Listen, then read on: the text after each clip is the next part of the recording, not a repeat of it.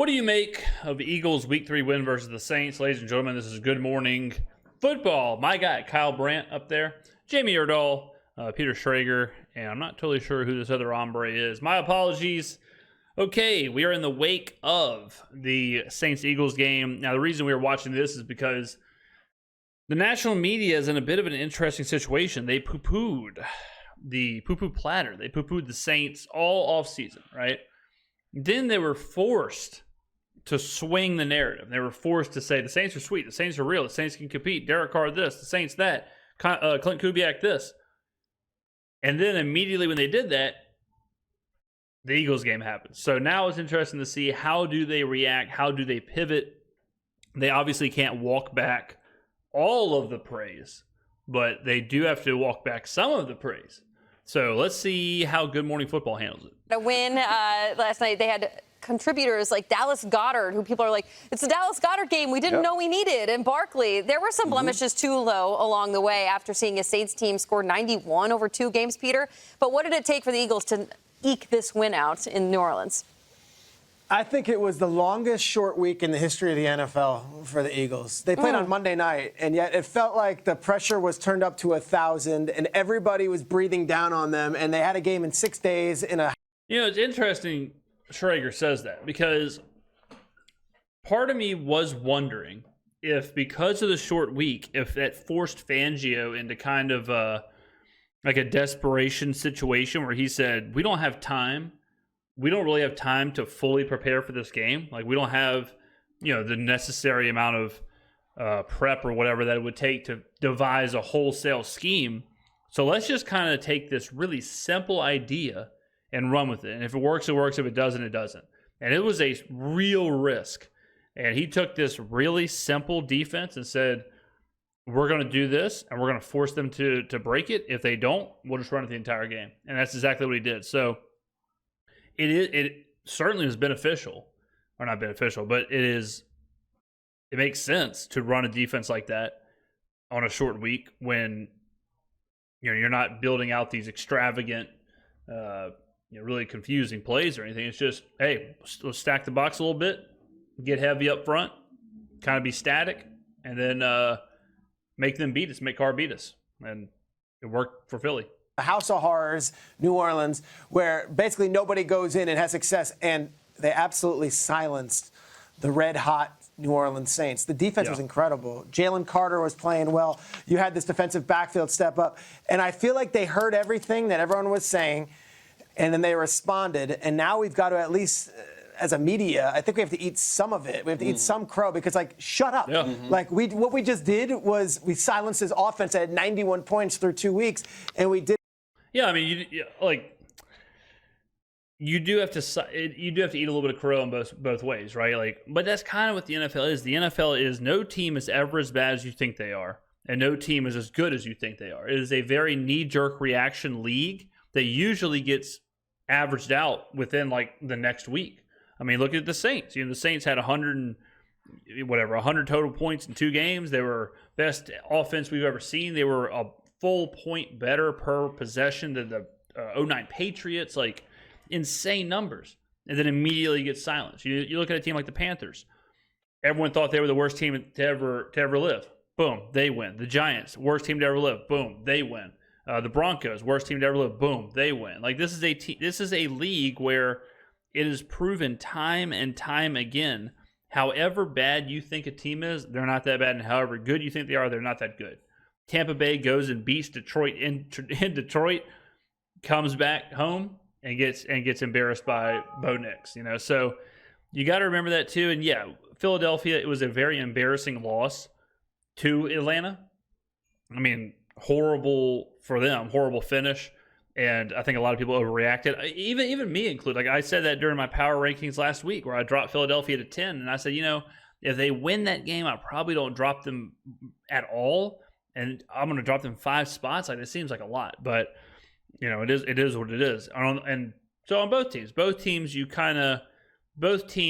unfortunately, everyone is eating crow. Whether it's crow for saying the Eagles are dusted or whether it's crow for saying the Saints are are the best offense to ever live. Did it with all the same guys that you were tearing down.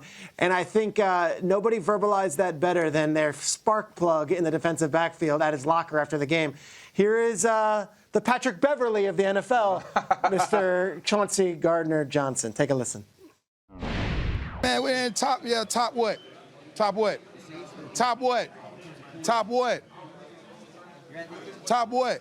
Ain't nothing get over that top from shout out to Slade, shout out to Q, shout out to Vontae, shout out to Reed, shout out to Ringo, shout out to Coach CP, shout out to Coach JK. Hey, man, the best secondary in the league. That's the case. What'd you have to play through today? We ain't played through nothing. Played through my teammates. I'm not worried about somebody. Listen, we keep receipts. That's what I told y'all in the locker room. See y'all Sunday. But I told y'all a couple days before, they got rid of me. I ain't get rid of them. It's still in me. It's still tatted on me. I ain't worried. I mean, he was saying some things. Like, I mean, there was a lot on Twitter. You know, he called out. He said they still have Derek Carr, so we weren't worried about them. I mean, it was just,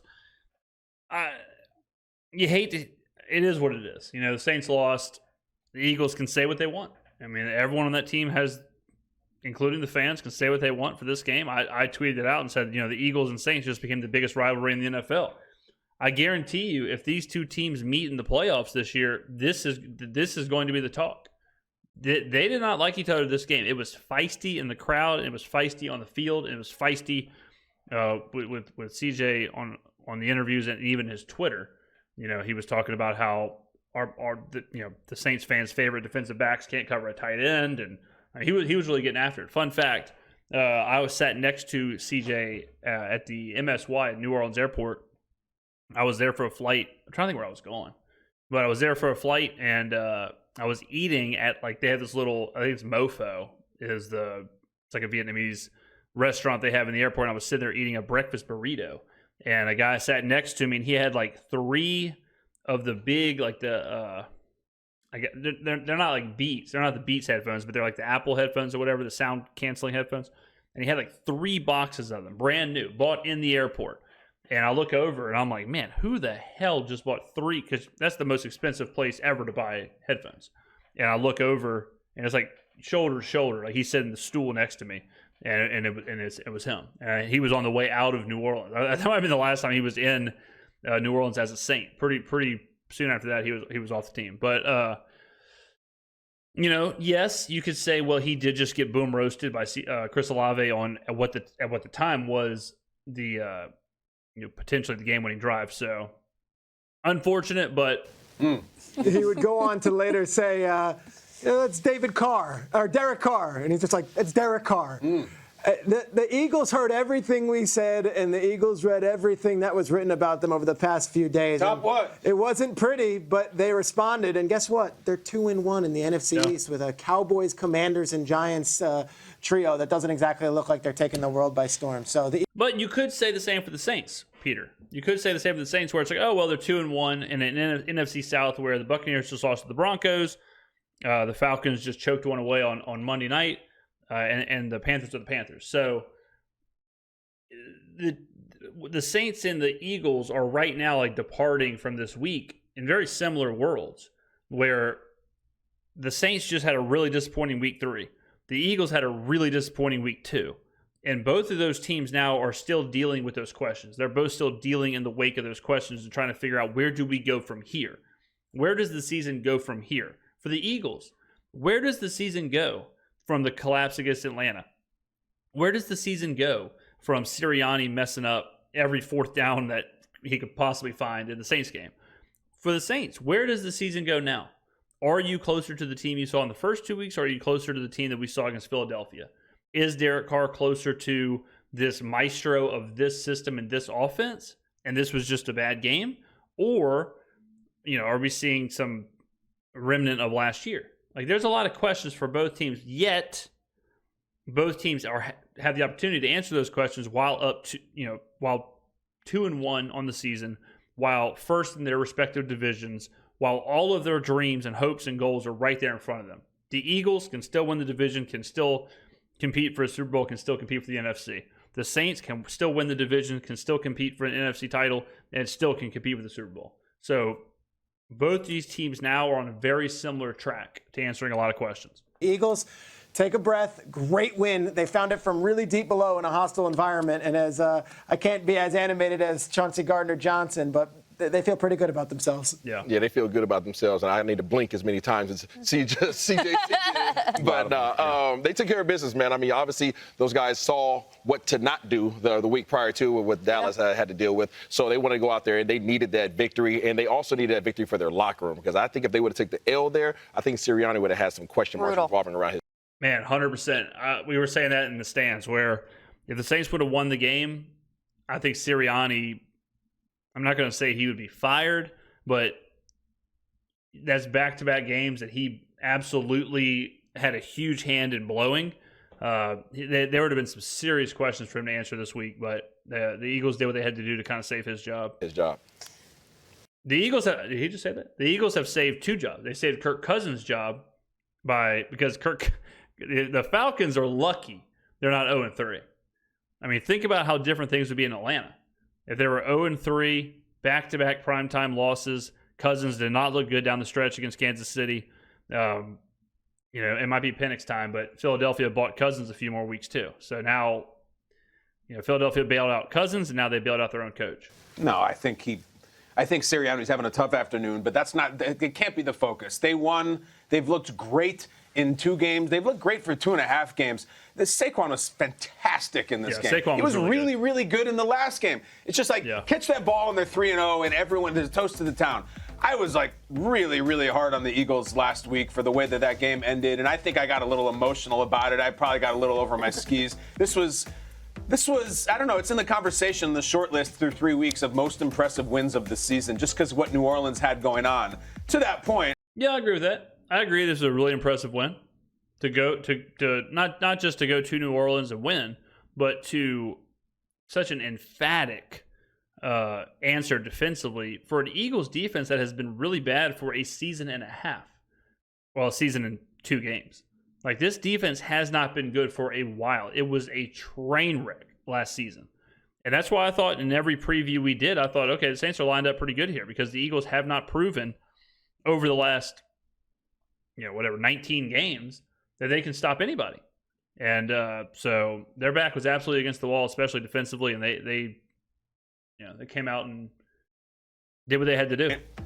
Is New Orleans Fugazi? Here we go. I mean, are they the fool's gold? Was that that was a fun 2 weeks, and we're going to look back on that? They came up really short. 12 points, guys. We don't need 40 every week. It would have been nice to get 20, and we got a win. So, listen, huge respect for the way Philadelphia showed up in that game. I know they didn't put a show around or anything. They scored 15 points. The defense was awesome. The Philadelphia defense was the only group that was absolutely outstanding. I mean, Philly's defense, Jalen Carter, everybody was just insane. No doubt about it. The box score tells the story. They were nuts for all 4 quarters. Awesome, and Saquon is fantastic. I'm very fascinated to watch New Orleans next week. They're my most intriguing Week 4 team. I don't even know what the matchup is. It's Monday. Who cares? How crazy is that? Yes, it's crazy that my guy Kyle Brandt doesn't know who's the upcoming schedule. But it's also funny how he's like, who are they playing? Who cares? It's like, they're playing their division rival, the Atlanta Falcons. Like, that game, Saints Falcons 2-1 versus 1-2, noon. Like, that is the biggest game on the slate. Flex it to Sunday Night Football. I mean, that is as big of a game as you could possibly have on the schedule. If that was them or the first 2 weeks of them, because I got some thoughts, but I need to see one more game. It was for A.J. Brown to be out, for Devontae. Okay, so let's go back a little bit to Kyle's question. It's not crazy for him to ask that question. For the national media who does not cover this team how we do, you see the first 2 weeks of the Saints and you say, okay, respect. And they all did give the respect. We covered a lot of it here on the channel. And we covered Kyle and Good Morning Football talking about the Saints. The second they give the respect, the Saints roll over and lay an egg. And so now that is the question now. The Saints going into Week 4 is what the Eagles were going into in Week 3. The Eagles, after the Atlanta loss, was a lot of okay, what is this team? Is this team in trouble? How are they going to bounce back? That's where the Saints are now. How are they going to bounce back? Is this team in trouble? Is this team Fugazi? And if they go in there against Atlanta and Atlanta wins 14-6, you're going to have a whole lot of people say, well, maybe the first 2 weeks was smoke and mirrors. And if Kubiak can't adjust, then we're going to have a hard time defending that. If the Saints go into Atlanta, win a divisional road game, kind of slam the door on any of these question marks, we're about to find out this week. We're about to find out what that locker room is made of, what the offensive coaching staff is made of, what Derek Carr is made of. Like, this is a put up or shut up, loser leaves town type match. The Saints, you talk about back against the wall, adversity, pressure makes diamonds, all that stuff. Like, okay, it's right in front of you. The adversity is there. Championship teams, good teams, playoff teams, they always do overcome the adversity. It's here. So, it's a stressful week. However big you thought the Falcons game was, it's even bigger. It is, you don't want to say the season's on the brink, but I just feel like this team, this city, this yo-yo, the vibes have been so insane with this team, where last year it was a doomsday. First 2 weeks of the season, we go from absolute obscurity to a Super Bowl team, and now, you saw it on Reddit. Like, you saw it on the Saints subreddit. We're already fire Kubiak. We're already fire Allen. We're already, where's Rattler? We're already in that mindset again. So this fan base is very volatile right now, for better or for worse. And it probably shouldn't be like that, but it is like that. And noon, Fox, Falcons, they got to answer the questions. The Saints have to answer the bell. Smith to be out. You could assume that, a star is going to show up at Saquon Barkley. And up until this play, Dallas Goedert, to me, was the guy in Angry Runs who was like, who's that guy that hands out scepters? I want to hear from that guy. That was Dallas Goedert to me. And then he showed up massive in this game. Now, if I'm a defender for the Saints, and I would love to not run into each other on the final play of Dallas Goedert, massive gain up the left side to set up the Saquon Barkley touchdown. But Dallas Goedert, the unsung hero of Sunday for the Eagles, the walk-on for South Dakota State, going up with the Penn State star player in Saquon Barkley. These are the kind of games, if we're going to talk about just stacking wins, the Chiefs did it kind of ugly, and the Eagles did it really ugly. But sometimes that's the kind of team that you find playing in January, and you're like, man. 100%. And I was thinking of that in the dome. Like, as I was eating my chicken tender basket, I was sitting there saying, if the Saints win this game, this is the kind of win you have to be a true playoff team, to be a true contender. You have to win the ugly games. Kansas City has won some ugly games. They should have lost to Baltimore. They should have lost to Cincinnati. And that was a hideous game against the Falcons. Kansas City could be 0-3, but championship teams find a way to win. It just is what it is. How many times have we seen that? How many times have we seen that with the Patriots over Tom Brady's whole career? What about, the Bucks? The Bucks did it. Brady found ways to win really ugly games against the Saints. Really good teams just find a way to win. And you got to win the blowouts, just like Dallas and Carolina, but you also have to win games like this. Now, the Saints aren't supposed to go undefeated. No one's saying that, but they got knocked down, and the true champion prize fighters, they get up. How about that win against the Saints in September? It totally turned the team around. And Nick Sirianni having to work with a lot of different personalities and emotions on the sideline. Sometimes he does some things that I'm very impressed with in terms of managing this team, because it's a lot of big. You see Chauncey Gardner-Johnson, you sit in a power move in the media. He's like, everyone come talk to me, and I'm going to answer these questions. I thought that was kind of entertaining, Kyle. This fascinating numbers by Goddard, and he was so big with the two wide receivers down. A call out to our research department and to social media. When's the last time a tight end had a 170-yard game? Who was? I wonder who it was. I know Kittle's had some big games. Peter, you have any guesses? I feel like Laporta had a couple big ones last year. I don't know if he hit 170, though. 170. Let's go. The race is on. Research department, social media, tweet the show. Who can win? When's the last time a tight end had 170-plus yards in a game? You're off and running. Go. On the team, and I guess we won't know. All right, boom. I was waiting for the answer. All right, there you go. Where do we go from here? Where do the Saints go from here? Season's in front of us. Answer the bell. Get on down in the comments below. You answer that bell. Let me know what you think, and I will see you in the next video.